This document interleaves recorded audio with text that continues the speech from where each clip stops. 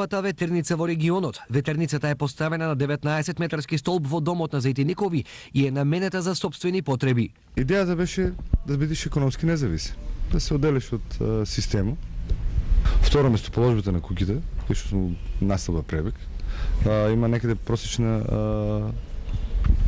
дување на ветер од 10 км на сат. Така да е погодно местото за ветерница. Со настрати и планови преземени од интернет, Зајтиников успеа употребените материјали да ги приспособи за работа. 9 месеца ми одзема за нејзино конструирање. Значи се состои од ротор, статор, глава држачка за статорот и роторот. Елисите се направени од фибергласна цевка. FI 330, сечени са 3 парчиња и се покриени со фибергласно платно.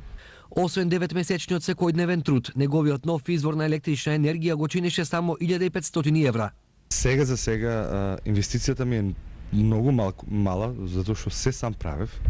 Материјалите ги набавав од отпад, од старо железо. Едино ме кошташе највише магнетите, кои ги порачував од Германија. Во правичните тестови, Зајтиниковата ветерница дала многу солидни резултати, што би требало да обезбедува струја за целиот свој дом повеќе од 70% во денот. Че го пробавме додека беше доле, некаде имаше некоја 2500 вати, значи на 60 вртежи во минута, што са некаде слаб ветер, а додека најголемата сила е некаде 6 киловати.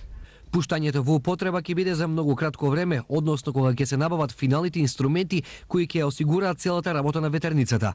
Инаку, Владко Зајтиников е единствениот македонец кој пред 2 години изгради куќа од 3 бродски контейнери, со што потрошувачката на енергија ја сведе на 0,25 вати по квадрат, што е 2,5 пати помалку од вообичаената.